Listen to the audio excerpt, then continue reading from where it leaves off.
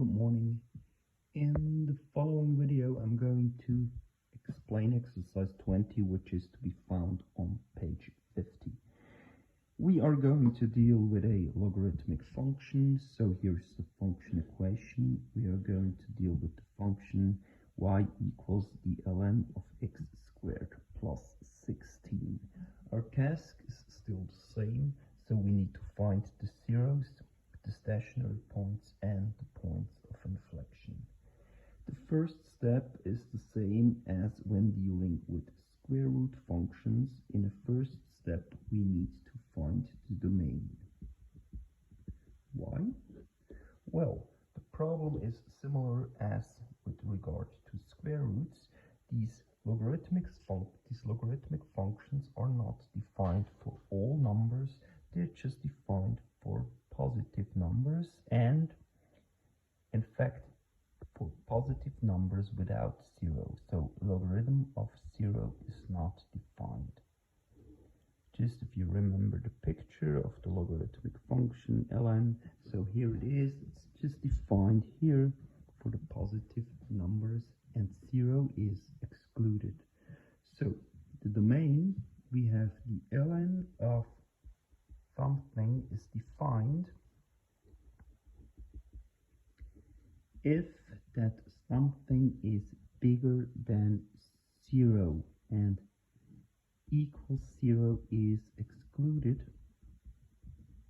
So that's a difference to the case of square root functions. So in our case, okay, ln of x squared plus 16 is defined if x squared plus 16 is bigger than 0. And x squared plus 16 is always bigger than 0. So, because this one here is 0 or bigger than 0, so the whole thing is always bigger than 0. So x squared plus 16 is always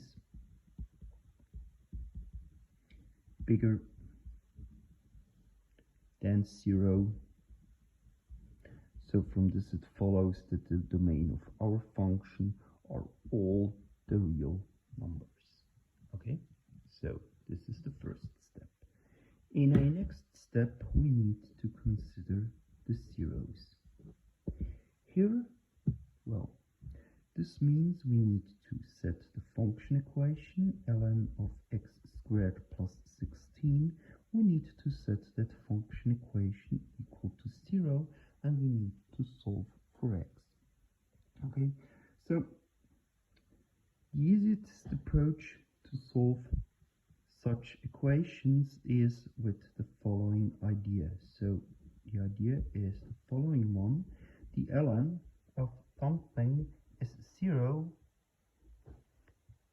if that something inside the bracket is 1. So in order to solve this equation here for x, what are we doing? Well, we just take what is inside the bracket, set it equal to 1, and solve for x. So the ln of x squared plus 16 equals 0. Just in case x squared plus 16 equals 1, so this is 1 is the only 0 of the ln function, and now we have a very simple function which can be solved for x. Taking 16 on the other side leads to x squared equals minus 15, and from this is obvious there's no solution because a squared number can't be negative, so there's no solution, which means no 0 at all. Okay, so this is the first part of the exercise, and now we are going to start with differential calculus. We are going to consider the derivatives. Here, what is important to know? Important to know is the following thing. So the derivative of the logarithm is just 1 over x. Okay? Or in general,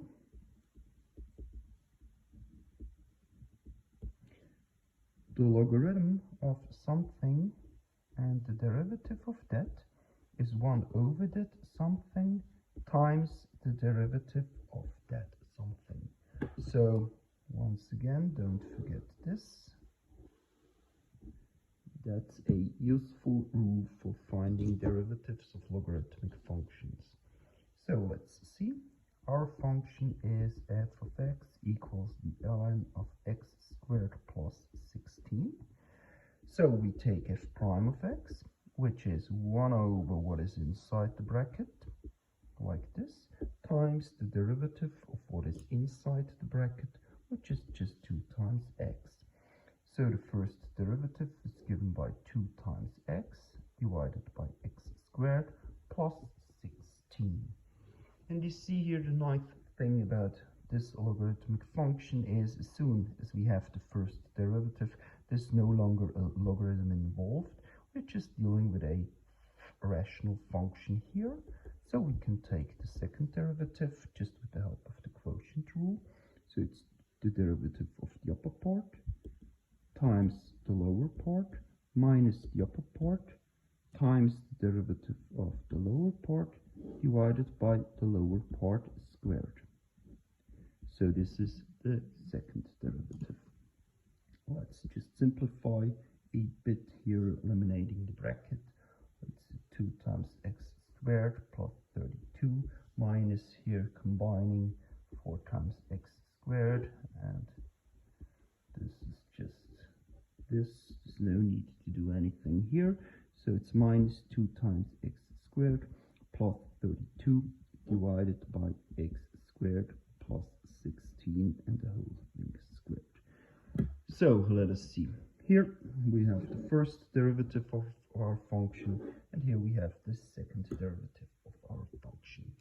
So now what remains to be done is first stationary points. That's not difficult.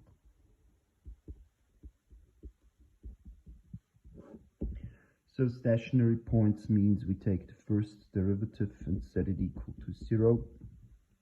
First derivative was here, setting that equal to 0. Well, that's once again we're setting a fraction equal to 0, and then just the numerator has to be 0. So then 2 times x has to be 0. So we have a single, and this means of course x equals 0. So we have a single stationary point at x equals 0. So let's see what we have. Well, x equals 0. We take that and plug it into the second derivative. Okay.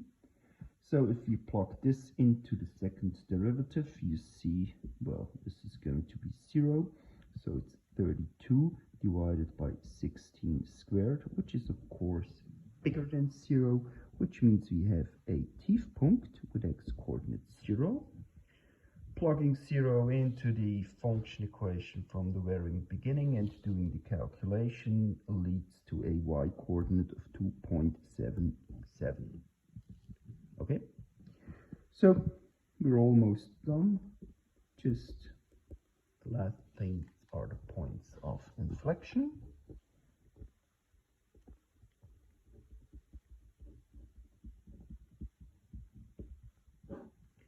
We take the second derivative here and set it equal to 0. So f double prime equals 0. Once again, well, this is a fraction, and if a fraction is 0, the numerator has to be 0, so we can just ignore this thing here below the bracket, below the fraction line. So it leads to minus 2 times x squared plus 32 equals 0.